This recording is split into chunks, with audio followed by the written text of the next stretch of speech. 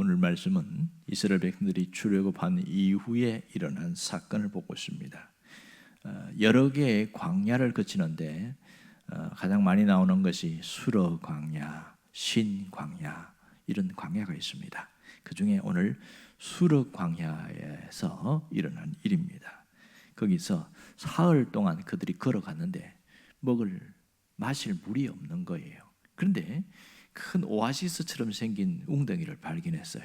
누군가가 물을 먹었다가 입에서 뱉어냈습니다. 왜냐하면 이 물이 너무 써서 도무지 삼킬 수가 없는 물이에요. 그래서 오늘 성경에 마라라 그랬어요. 마라. 그 말은 쓴 물이다. 물이 써서 먹을 수 없는 그런 물이 된 겁니다. 그러니 왜 쓰냐? 산성이 너무 강하기 때문에 강한 산성을 먹으면 이위가 상해버려요. 그러니까 먹을 수 없어요. 이 물들은. 이때에 물을 기대했던 이스라엘 백성들은 더 갈증이 심해진 거예요. 고통이 더 심해진 겁니다. 사실 마라의 모습은 우리의 모습과 같습니다. 인생에도 보면 마라라는 그 쓴 물과 같은 그런 고통스러운 일들이 참 많습니다. 희망을 가지고 갔는데 더 우리를 무너뜨리는 절망스러운 일들이 마치 이스라엘 백성들이 경험했던 것과 똑같은 것을 보게 되어지는 것이죠.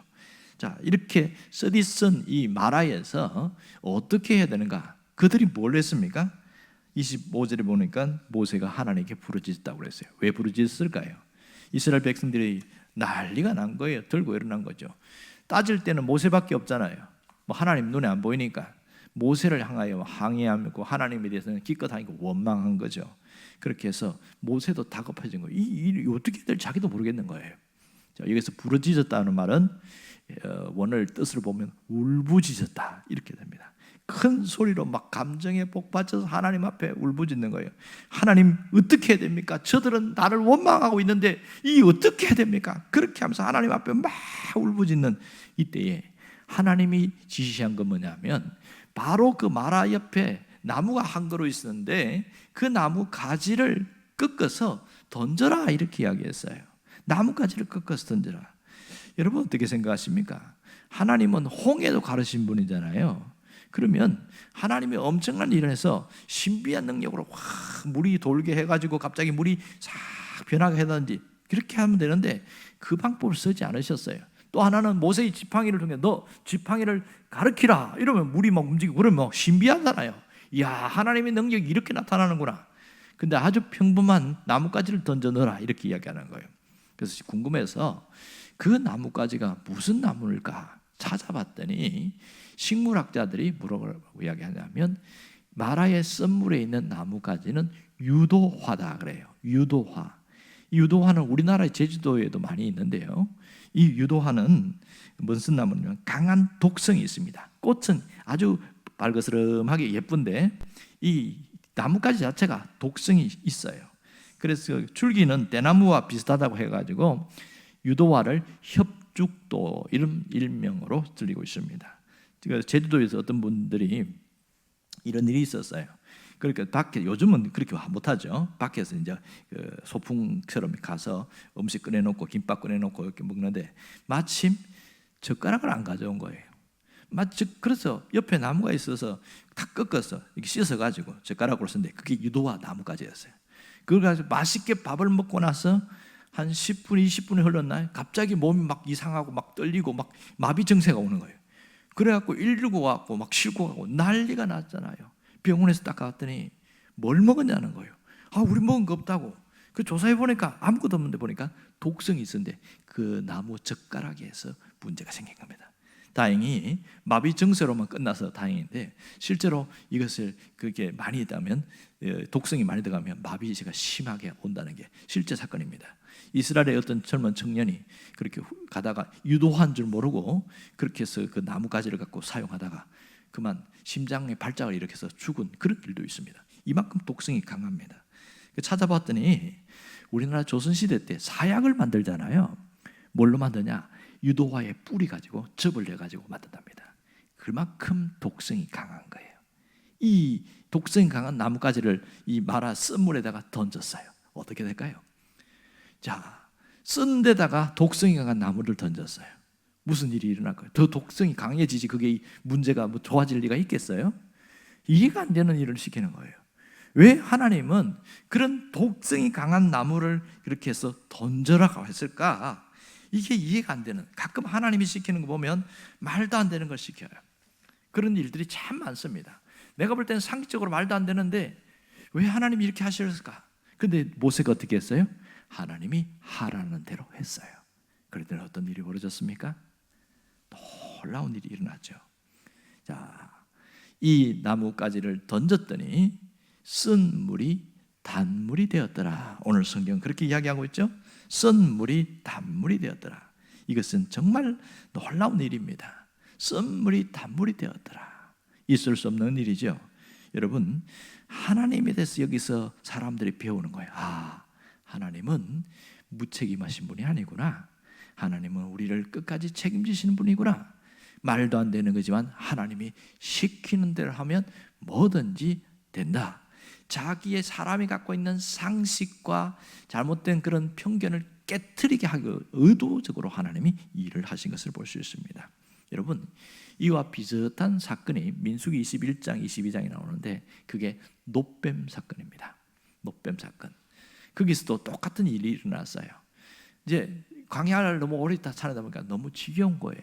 그래서 언제까지 이 광야를 살아가야 되냐, 모두 여기저기서 계속 원망이 터져 나오니까 하나님이 견디다 못해서 화가 나셔서 그래, 네 마음대로 해봐라. 그래가지고 불뱀이 올라오게 했어요. 그럼 불뱀을 하나님 만들어서 올라오게 했을까요? 사막에 있는 것일까요? 그 광야 안에 있는 거죠. 그런데 그들이 가는 곳마다 불뱀을 제압해서 꼼짝 못하게 만들어서 물리지 않았단 말이에요. 하도 원망하니까 하나님이 내버려뒀어요. 그랬더니 불뱀이 왔어 하고 살아가고 팍 일어나가지고 뭐 텐트에도 들어오고 길에도 들어오고 이 안에 숨어가지고 사람들의 발자국 소리에 거기에 민감해서 그들이 반응한다 그런 거예요. 불뱀이 왜 불뱀이에요? 독사인데 몸이 벌겋게 달아오는 독성이 강한 독사라고 해서 불뱀이라고 합니다. 그들에게 물려가지고 여기저기서 죽어가는 사람들이 생기기 시작합니다. 그때 다급하게 모세를 찾아왔고 우리 살려주세요. 뭐 모세가 그랬나? 불뱀이 그랬지? 이 모세는 맨날 이런 거야. 살려달라는 거예요. 그랬더니 모세가 하나님 앞에 엎드리고 하나님, 저들이 죽어가는데 살려달라고 그러는데 내가 어떻게 해야 됩니까? 그랬더니 하나님이 희한한 방법을 알려주는 거예요. 뭐라고 그랬어요? 된장 발라라. 이러면 좀 뭔가 이해가 되는데 그게 아니고 뭐라 하냐면 빨리 그 나무 쳐가지고 뱀 모양으로 만들어서 장대 위에 높이 매달아라. 그걸 어떻게 해요? 그 다음에 불뱀에 물린 사람들은 손이나 팔이나 다리라든지 파랗게 독성이 올라오는 사람들은 데리고 무조건 그걸 쳐다보게 하라는 거예요. 여러분, 그거 쳐다보고 났습니까? 말도 안 되는 거죠, 그죠? 정말 말도 안 되는 거예요, 이게. 그런데 희한한 것은 아버지를 얻고 오고 자식을 얻고 오고 이렇게 데리고 왔고 그 놋뱀을 장대 중앙에 매달아놨는데 그걸 딱 보는 순간 순식간에 독이 싹 빠져나간 거예요. 이게 하나님이 하신 일들이거든요. 말도 안 되는 일인데 하나님은 뭘 원했어요? 순종을 원할 거예요. 순종.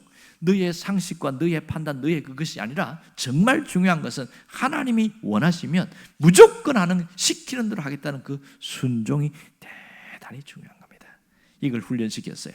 이게 바로 마라의 쓴물 사건이었습니다. 하나님은 그래서 그들이 가장 다급하게 물이 없어서 목말라서 허덕거리고 있는 그들에게 쓴 물을 단물로 만들어준 사건이 바로 이 엄청난 바로 마라 사건이라는 것을 우리가 알 수가 있습니다. 여러분, 우리도 살다 보면 인생의 마라와 같은 일들이 얼마나 많은지 몰라요. 마라가 뭐예요? 쓴물이죠. 내 인생에 쓴물이 있을 때 어떻게 삽니까? 너무너무 힘든 것이죠. 너무너무 힘들어요. 그럴 때 사람들은 절망합니다. 왜 내 인생은 이 모양일까? 왜 나는 이렇게밖에 못 살까?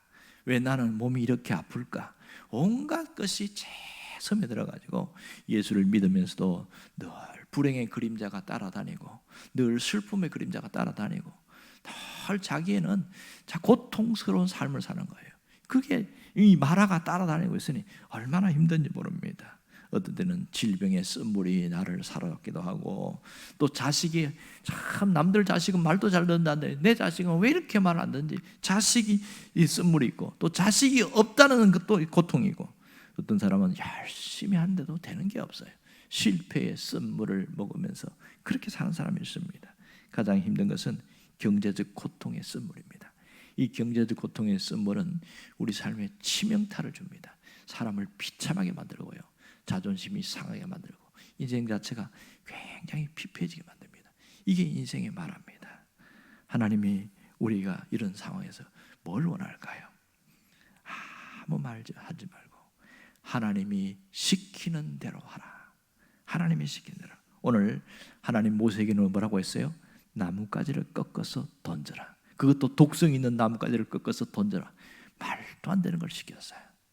모세가 잘한 것은 하나님이 시키는 걸 무조건 따라했습니다. 아마도 모세가 광야에서 오랫동안 있었기 때문에 이 유도화가 뭔지 알았을 거예요. 광야에 종종 있으니까 이 유도화를 이거는 이거 던지면 안 되는데, 혹시 이스라엘 백성 중에 똑똑한 사람 중에 그 식물을 알아본 사람이 있다면 뭐라고 그랬겠어요? 모세님 이거 왜 꺾으세요? 이거 독 있잖아요. 이거 만지면 안 되는데요. 이렇게 했을 수 있단 말이에요. 그러니 얼마나 이게 던지는 것도 쉬운 일이 아니지요. 오늘 우리도 마찬가지예요. 하나님이 우리에게 무조건 던지라고 말씀하십니다. 그러면 내가 던져야 할 나뭇가지는 뭐냐는 거예요. 뭘 던져야 됩니까? 내 생각, 내 고집을 던져야 됩니다. 신앙생활에서 가장 방해하는 것은 환경의 문제가 아니에요. 사실은 내가 갖고 있는 생각이 가장 문제입니다.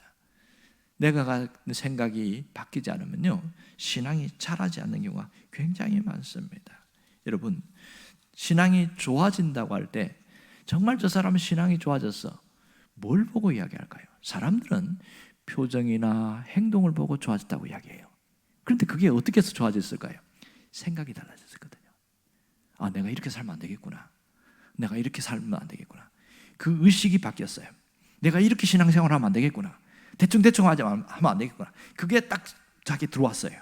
가치관이 달라진 것인 거죠. 그러면서 자기의 행동이 변화가 일어나기 시작하는 거예요. 변화가 일어나요. 늘 얼굴을 찡그리고 살던 사람은요, 신앙생활은 그렇게 하는 게 아니에요. 그 한마디를 딱 들었는데 정신이 번쩍 드는 거예요. 하나님은 우리에게 웃음을 주시는 분입니다. 그래서 구약에 보면 제 대신 화관을 씌워주십니다. 꽃에 이 면류관을 씌워준다 그랬잖아요. 그렇구나. 그럼 내가 찡그리고 살면 안 되겠네.